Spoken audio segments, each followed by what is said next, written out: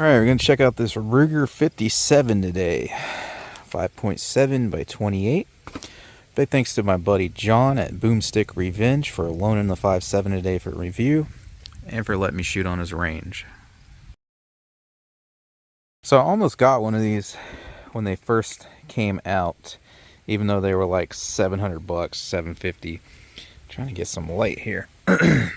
And I refrained from doing that because I had heard that the trigger, to some people at least, wasn't the greatest and it had a lot of play and whatnot. And I'm a little bit of a trigger snob. I'm not too bad about it these days, but I see what they're talking about the trigger here. You got the little trigger safety there, okay, and then here's your take up right there.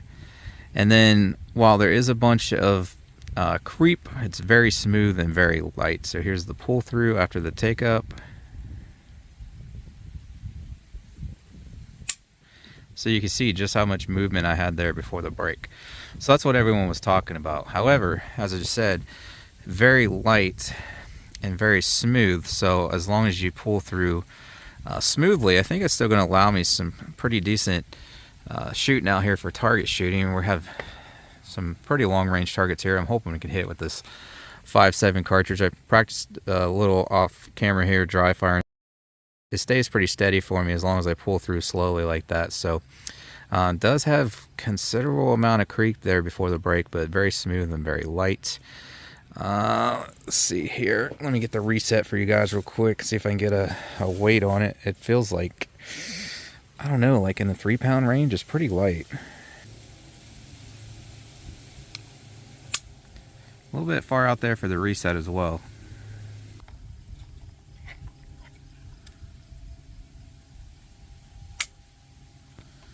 I don't know, it's like it's breaking, right? Like it starts to, I can feel it break when the gauge is at like 4, but then it still keeps going up as it breaks. I'm not sure why. I'm telling you, that's like a 3-pound some trigger, like I said in the beginning before we even put that on there. And if I pull through it at a more steady pace, that's what I'm getting on the gauge. So anyways, like I said, it's got all that pull through, but it's so light and smooth, I don't think it's going to be an issue if you just hold on target and pull through smoothly. So there's your sight picture there. I wonder if that glows in the dark. Let me check. No, that's just a fiber optic insert. No glow in the dark on that. So we got our half scale silhouette, 25 yards there, but I'm going to start out on that 12 yards there, see where our point of impact is, so I see where I need to hold. Then we got my 16-inch gong out there, 15 yards. Should be able to hit that with the 5.7. And then if I'm doing well enough, we got where'd he go? Where'd he go? Where'd he go? Where'd he go? There he is. Half scale silhouette at 75. All right, get loaded up here with some of this Federal FMJ 40 grain, 20 round mag. They load like AR mags.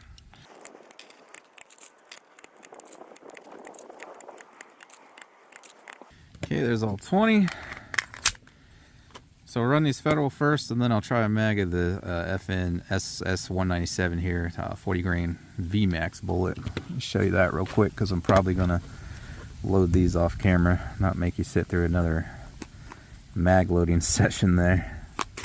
Put tape on these because they fall out and explode too easy, but there's those little 40 grain ballistic tips.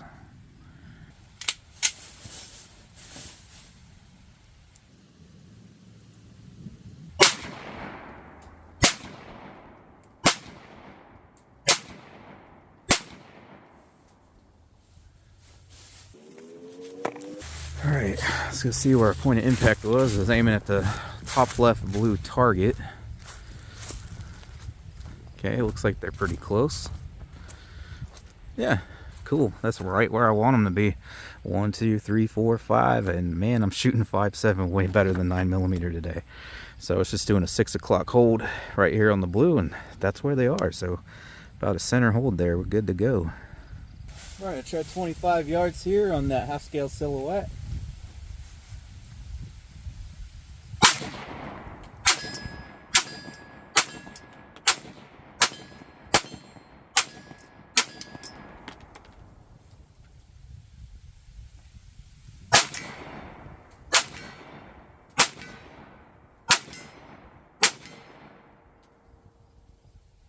a jam there.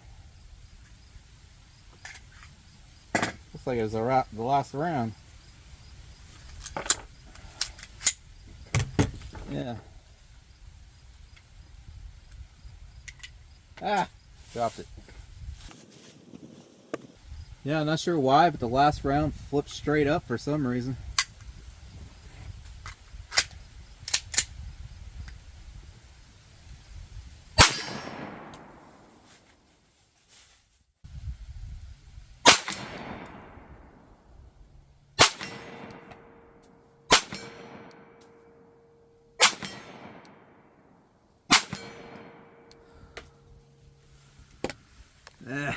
Camera's moving on me. Let's try that half scale at 75 now.